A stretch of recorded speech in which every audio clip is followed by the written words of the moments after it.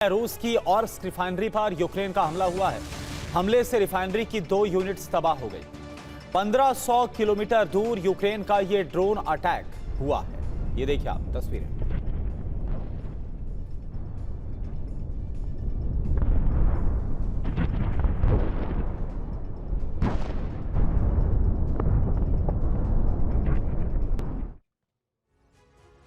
तो Vladimir Putin अब रूस के विस्तार के लिए यूक्रेन से आगे बढ़ना चाहते हैं और इसके लिए पहले यूक्रेन युद्ध को रुकना बहुत जरूरी है। यूक्रेन युद्ध रोकने के लिए ज़ेलेंस्की का सरेंडर जरूरी है और इसके लिए पुतिन ने फाइनल ब्लूप्रिंट भी तैयार किया है, जिसमें 3 चरणों में यूक्रेन का आत्मसमर्पण कराया जाएगा। क्या है पुतिन का 3 स्टेज ब्लूप्रिंट, इस एक्सक्लूसिव रिपोर्ट में आप देखिए। ना तो बर्फबारी रुक रही है, ना ही बारूद की बारिश।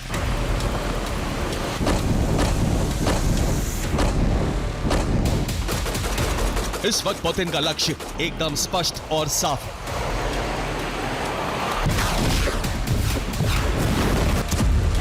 हर परिस्थिति में सर्दियों में यूक्रेन का आत्मसमर्पण कराना है।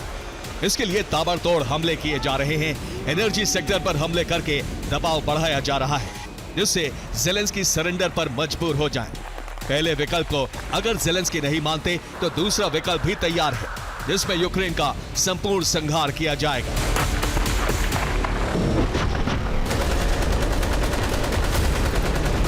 यानी यूरोप में तबाही का जलजला आ सकता है। ऐसे में नेटो से टकराव होना तय है और नेटो से टकराव का अर्थ है तीसरे विश्व युद्ध का अलार्म।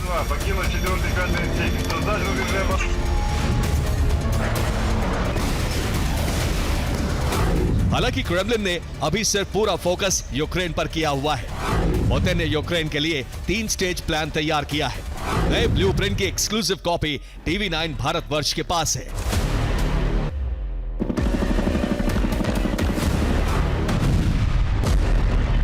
जो जानकारी हमें मिली है उसके मुताबिक क्रेमलिन यूक्रेन पर फाइनल प्रहार करने की तैयारी में है। और ऐसा नवंबर के आखिरी हफ्ते या फिर दिसंबर के पहले हफ्ते में हो सकता है।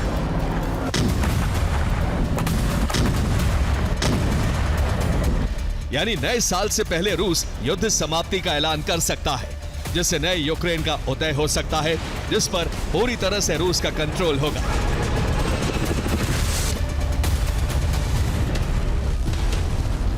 हालांकि कई यूक्रेनी इलाके रूस का हिस्सा बन सकते हैं। TV9 भारतवर्ष के पास क्रेमलिन के ब्लूप्रिंट की एक्सक्लूसिव जानकारी है।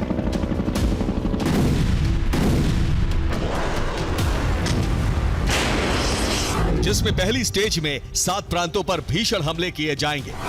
दूसरी स्टेज में 7 प्रांतों को अंधेरे में डुबो दिया जाएगा। तीसरे स्टेज में 7 प्रांतों को रूस में शामिल करा लिया जाएगा। और ऐसा करने के लिए सर्दियों तक टारगेट फिक्स किया गया है। सर्दियां आरंभ हो चुकी हैं और पुतिन का नया ब्लूप्रिंट भी।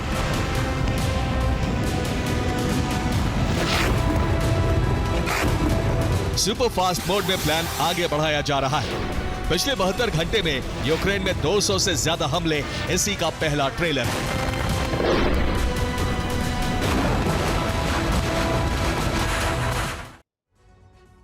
पुतिन ने यूक्रेन संहार के लिए 3 स्टेज का प्लान तैयार किया है। पहली स्टेज में 7 इलाकों पर कब्जा किया जाएगा और इसमें जो टारगेट है वो नंबर 1 है खार्किव, दूसरा टारगेट है डोनबास, तीसरा टारगेट है नंबर 3 ज़ापोरिज़िया और चौथा टारगेट है निप्रोपेट्रोव्स्क, 5वां टारगेट है खैरसॉन और 6ठा टारगेट है मिकोलाइव और 7वां टारगेट है ओडेसा। जबकि दूसरी स्टेज में यूक्रेन के ऊर्जा ठिकानों पर हमला किया जाएगा, जिसमें 5 टारगेट्स हैं। पहले टारगेट पर न्यूक्लियर और थर्मल पावर प्लांट है और दूसरा जो टारगेट है वो पावर सप्लाई स्टेशन, तीसरा टारगेट है गैस पाइपलाइन और चौथा टारगेट है ऑयल डिपो और स्टेज 2 के 5वें टारगेट पर कोयला खदान है। इससे आगे जो 3rd स्टेज है, दरअसल दूसरी स्टेज में बिजली ठप होने से लोगों का आक्रोश बढ़ेगा, जिससे लोग रूस में विलय कराने के लिए तैयार हैं। सब जो प्रांत हैं, 7 प्रांत, इसमें रूस समर्थित गवर्नर की नियुक्ति की जाएगी और साथ ही ज़ेलेंस्की का तख्ता पलट इसके बाद कर दिया जाएगा। इस लक्ष्य को सर्दियों में ही हासिल करने का प्लान है। आप देखिए रिपोर्ट।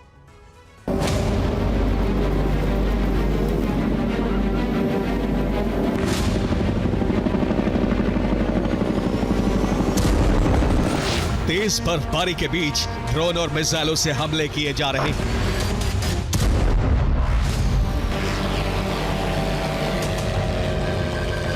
जबकि बर्फबारी कम हुई तो टैंक बटालियन धीरे धीरे आगे बढ़ती रही।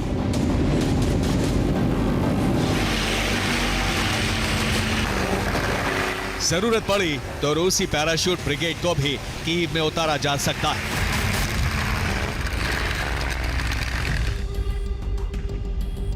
यानी एक साथ दो फ्रंट पर हमले किए जा सके। एक तरफ कीव यानी पश्चिमी यूक्रेन में पैराशूट बटालियन तबाही मचाएगी, जबकि डॉनबास और नीप्रोपेट्रोवस्क में पहले से मौजूद सैनिक तुरंत यूक्रेनी पोस्ट पर कब्जा कर लेंगे। दोनों जगहों पर रूस एक साथ जीत का ऐलान कर सकता है।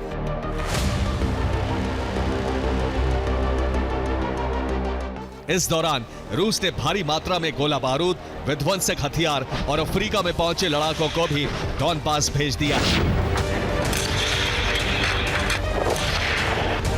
यह डिप्लॉयमेंट इसलिए किया जा रहा है जिससे बर्फबारी के बीच भी रूस आगे बढ़ता रहे, सैनिकों को बैकअप मिलता रहे। खासतौर से लंबी दूरी के ड्रोन और क्लस्टर बम से हमले की प्लानिंग है, जबकि बैलिस्टिक मिसाइल का इस्तेमाल फाइनल प्रहार के लिए किया जाएगा। अभी पिछले 48 घंटे में रूस ने फैब से हमले किए।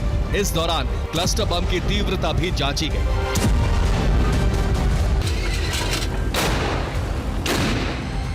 जिससे यूक्रेन को बड़ा नुकसान हुआ है।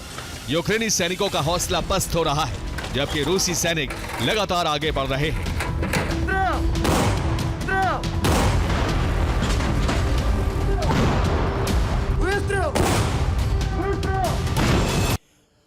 हालांकि पिछले 24 घंटे की बात करें तो यूक्रेन ने रूस में भारी तबाही मचाई है। यूक्रेन ने हमलों के मिसाइल और ड्रोन का इस्तेमाल किया हमलों के लिए। क्रेमलिन यह दावा कर रहा है कि यूक्रेन ने F-16 से भी बमबारी की। यूक्रेन इस बार ऊर्जा ठिकानों को टारगेट कर रहा है, जिससे कि सर्दियों में रूस अंधेरे में डूब जाए। रूस के रोस्टोव में ऑयल पंप स्टेशन पर ड्रोन से हमला किया गया और इसके अलावा कुर्स्क की गैस रिफाइनरी पर भी बम बरसाए गए। इस दौरान साइबेरिया के याम्बर्ग से आने वाली गैस पाइपलाइन पर हमला किया गया, जिससे उससे जुड़ने वाले पंप स्टेशन और रिफाइनरीज तक आग फैल गई। इसी तरह के हमले बेलग्रोद में किए गए, जहां पर इन्फेंट्री ऑयल टैंकर को तबाह कर दिया गया। जबकि बात अगर ओरुग और ब्रियांस्क की जाए तो यहां पर पावर स्टेशन को भी बड़ा नुकसान पहुंचा है। देखिए आप।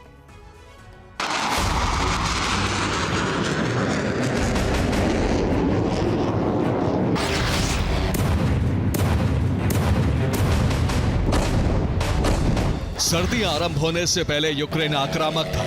रूस के एनर्जी सेक्टर पर लगातार हमले किए गए।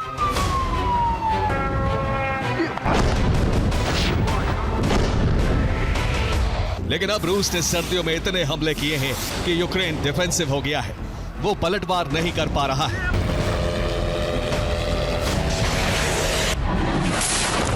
इसकी वजह है कि यूक्रेन को हथियार सप्लाई नहीं हो रही। अमेरिका शटडाउन की वजह से मिसाइल नहीं भेज पा रहा। यूक्रेन के तमाम डिफेंस सिस्टम भी तबाह हो चुके हैं। रूस ने हथियार सप्लाई रूट तबाह कर दिया है। यूरोपीय देशों में ड्रोन घुसपैठ से वो अपनी सुरक्षा में जुटे हैं।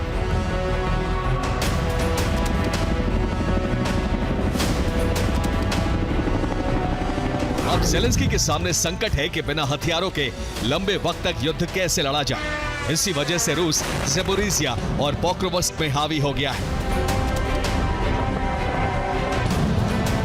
यूक्रेन के आर्मी चीफ ने भी माना है कि ऐसी परिस्थितियों में ज़ेपोरिजिया और पोक्रोवस्क को बचा पाना बेहद मुश्किल है।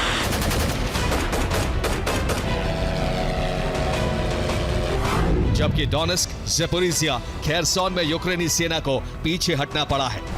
सुमी और खार्किव में भी 10 पोस्ट तबाह कर दी है। वहीं ओडेसा पर भीषण बमबारी की जा रही है। नेटो कमांड सेंटर ध्वस्त कर दिया है।